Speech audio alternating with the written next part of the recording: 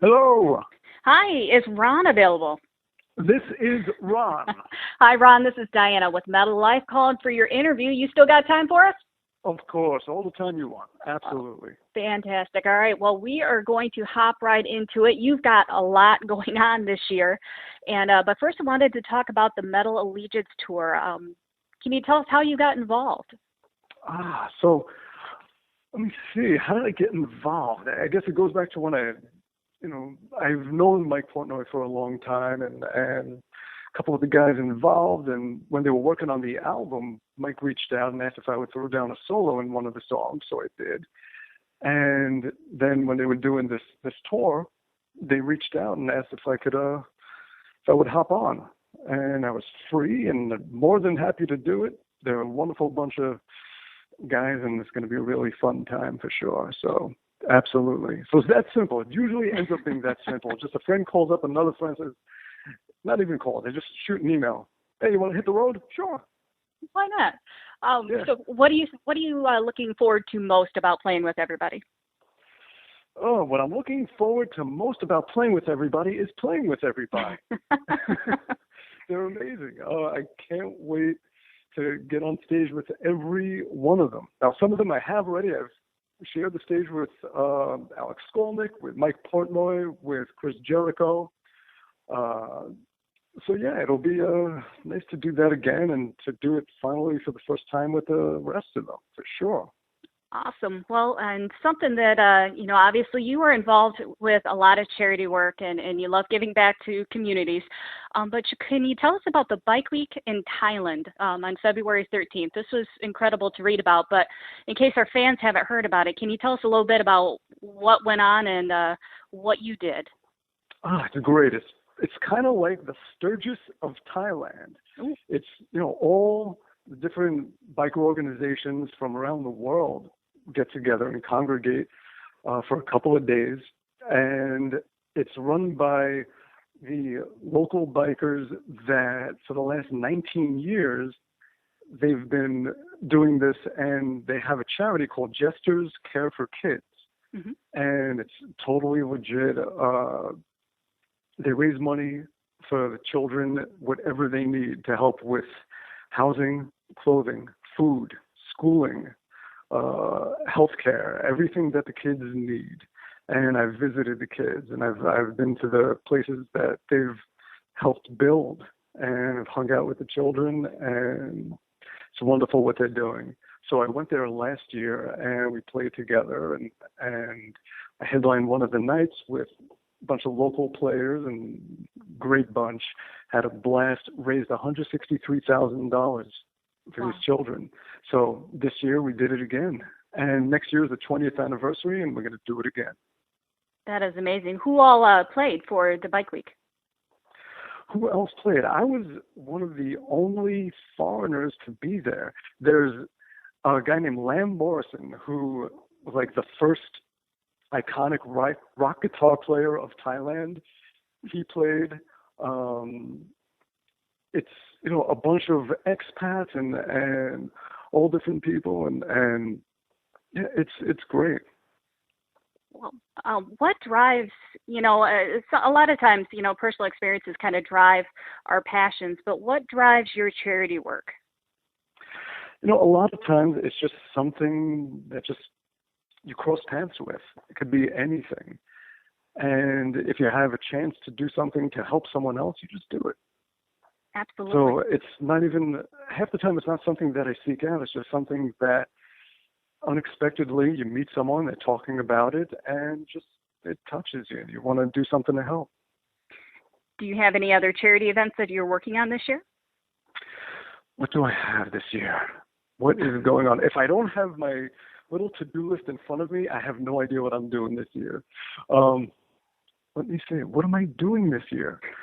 Well, as far as charity work, nothing. I don't think there's anything at the moment. No.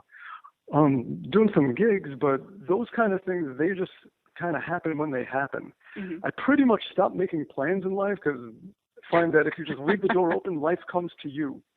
And if you make plans, it's almost steering away from all the unexpected that can come your way that would really be enriching and add a whole new layer of stuff.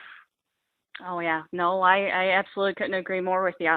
It looks like from some of the things I've read on you though that you have the Bumblefoot Rock Project in the UK coming up. What exactly is the Rock Project? That is a music school for children where it's not just about teaching instruments, it's very practical and the real deal. These kids are in bands, they're playing in bands that are put together and they're putting on shows, they're writing songs, they're recording, they're making music videos. They are getting a head start on everything that a band does. Awesome. How long? Yeah. Is this something that's brand new to 2016, or have you done it before? Now, it started off with a school called Witchwood School of Rock out there that I visited in 2010 and worked with the kids. And anytime I was heading through the UK and was able to, I would stop in and everything. And then last year we started working on it and saying, all right, let's go full force together with this. And it worked out a great curriculum, and that is it, yeah. Well, let's step away from music for just a moment, and we might not even get that far away from it, but tell us about this line of hot sauces that you have going on. The hot sauce. The hot yes. sauce. So, yeah, what can I tell you about hot sauce? Yeah, I have hot sauce. But you know what? It seems like everyone has hot sauce now. It's like every rock musician has hot sauce. But it sort of makes sense because I was just talking about this earlier today, how hot sauce is the heavy metal of food. Now think about this for a second. All right, you got no other music can drive you and just nothing has the intensity that metal does. Not hip-hop, not pop, not country, not opera, not even classical, not jazz. I mean, they could get intense, but no music gets as intense as metal. Correct. Now think about food. Nothing is as sweet or as savory or as bitter or sour or spicy or as anything as hot sauce is hot. No other food will leave you gasping for 10 minutes with feeling like your whole body is electrified the way hot sauce does. Nothing is as intense food-wise as hot sauce. Therefore, I submit to you that hot sauce is the heavy metal of food. And what we love about metal and rock, as far as listening to it, as far as creating it and giving it, is the same thing we love about hot sauce. And that's why you will find that people that love to give that intensity to others will also get into hot sauce because it's the same end goal. You want to give people an intense experience unlike no other. That is absolutely the most brilliant explanation and tie-in of metal and hot sauce I have ever heard. And I don't know how many bands I have asked about it. And most of the time you get, well, you know, we just kind of like hot sauce. No, Ron, that was brilliant. Thank you so much. That was awesome. Thank you. All right. So then now you've also, if my notes are correct, you have finished the film score for the horror movie Clean Cut. Yes. And that's being released this year, correct? Correct. Okay. Yes. All right. And now, did you act in the movie as well? Yes, I did. You did. I got my throat cut. Wonderful. All right. Well, tell us about the movie. What was your role in this horror movie? My role in the movie was to be an asshole. Nice. I am the neighbor that the lead character, he has a crush on this woman, and I am the woman's husband. And I obviously don't like the attention that he's, giving, and I come to return a plate of cookies to him, and I barge into his house, and I'm being very disrespectful and obnoxious, and I get what's coming to me in the basement, tied to a bench. Oh. And get my. Yep, it happens. Yeah. It happens. Although in the movie, like they filmed all the gory scenes, full blown, spurting blood and everything. Yet in the final edit of the movie, they left out a lot of the gore because there was so much funny dialogue naturally between the characters that it was almost like the gore was just taking the film in a different direction than it seemed to want to go. Like the original intent of this movie was to be a horror movie, but it's kind of funny the way the characters interact with each other. So they went lighter on the gore and just let the talking happen. Awesome. That always makes for a good movie. When you got the characters that really just hit it off and are having fun with the roles, I mean, you can't go wrong with something like that. Very cool. Now, is this the first time that you've done a film score, or have you been involved with movies before? I've done a few before, little things. This one I was where I did the most. A lot of times in the other movies I might have done a scene or submitted some music, but this one, I have the video and time sync, and I'm trying to make a drum hit happen just as she like goes to try and open the window and like all those kind of things. So this is really the first one where I'm truly syncing it up and doing it really as a full score. Now, 20 years ago, I did a video game score, an entire video game where it was 28 different levels, and each one had to have accompanying music for it. Wow. So I have done these kind of things before. All right. What was the name of the game? It was called Wild Woody. Wow. All right. Was it released in the U.S.? Oh, yeah. It was a Sega CD game, and it was one of the first games, if not the first game, to have actual music. Before this game, everything was all just little beeps and, those old school 8-bit computer sounds. Right. This was the first 16-bit soundtrack that had actual music. Wow. Now that is wicked cool. I know a lot of people are going to be really excited to hear that one. Gosh, yeah, that's so cool. Your career is just, has so much to it. And you've got a lot going on this year. But what do you hope to accomplish in the next couple of years with your career? Obviously you said that you don't like to make plans, but do you have anything that you hope to accomplish? What do I want to accomplish? Good question. I mean, there's so many things. I'd like to get more of my own music out there. Basically, to put it simply, I want to be able to keep doing what I do. Mm-hmm. That's it. I just want to be able to keep doing everything that I'm doing, keep the juggling act going, and hopefully people enjoy what I'm doing and people get something out of it. I don't want to do it for nobody. This is, yes, I enjoy it, but it's for the rest of the world. So I'm like every musician, you just hope that it touches as many people as it can, whether it's bands I'm producing or my own music or something on a TV show or a film or whatever it is, or whether it's simply helping others so that they can do it. But ultimately, as long as I'm leaving the world a more musical place than it started, I'm happy. Well, on that note, tell us about it looks like that you're attempting to start a music camp in Northern Ireland in August. Is that correct? I'm going to try.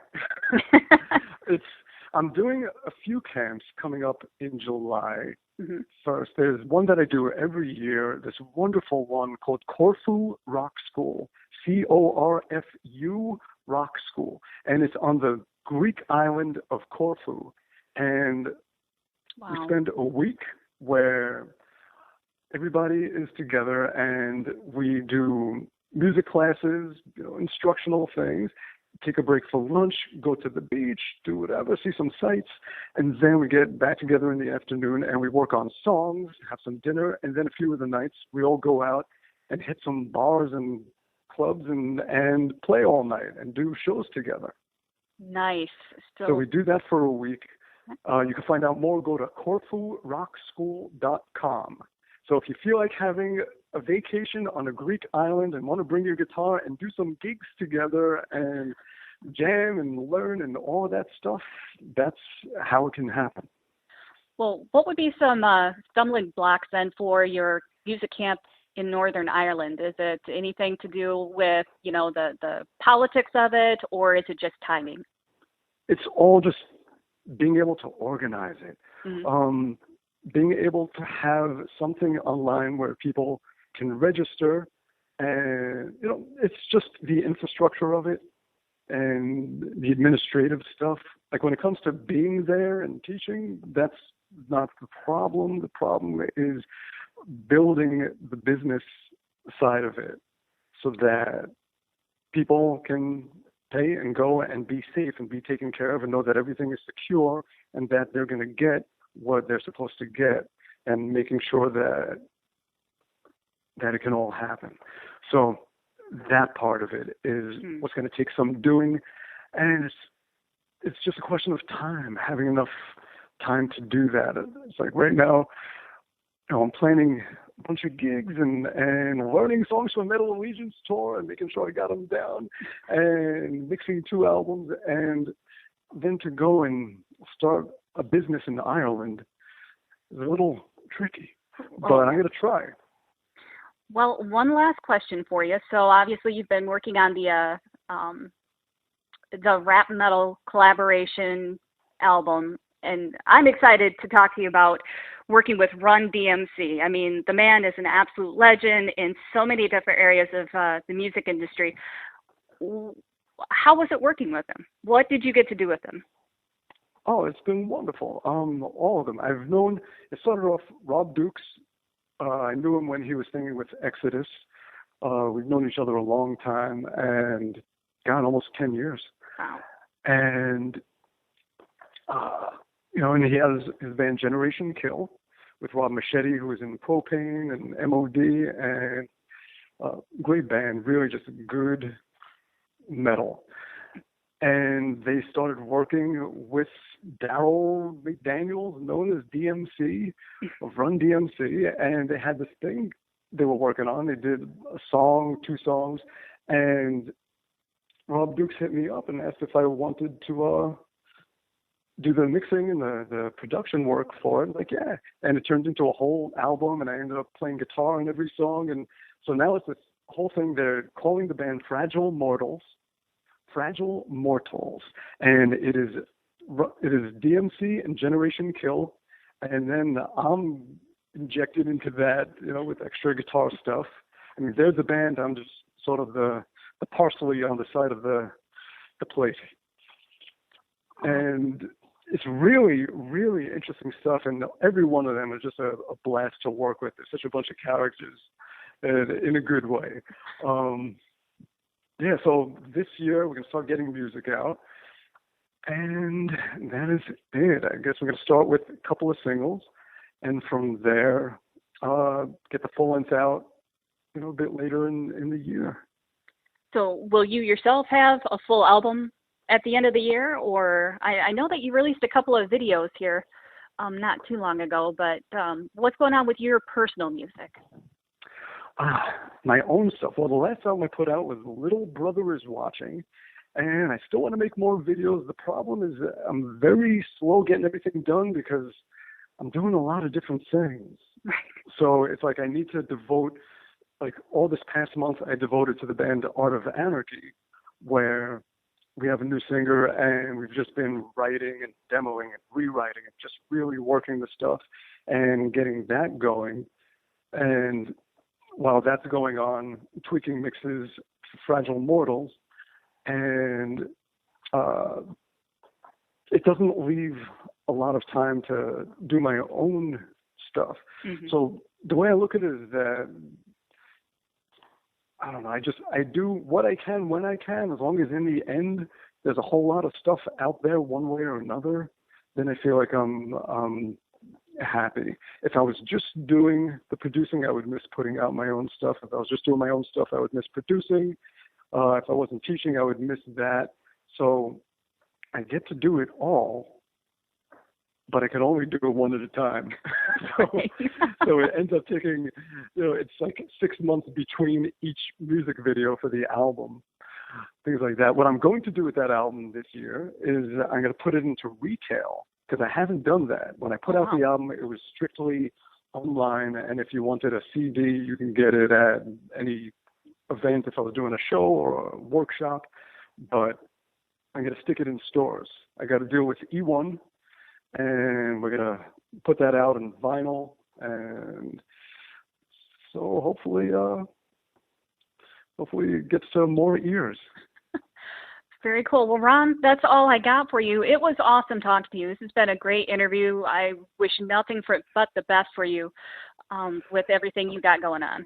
Well, thank you so much. Absolute pleasure. And have a wonderful Easter. Oh, you too. Take care. Have a great one. Bye-bye. Bye-bye.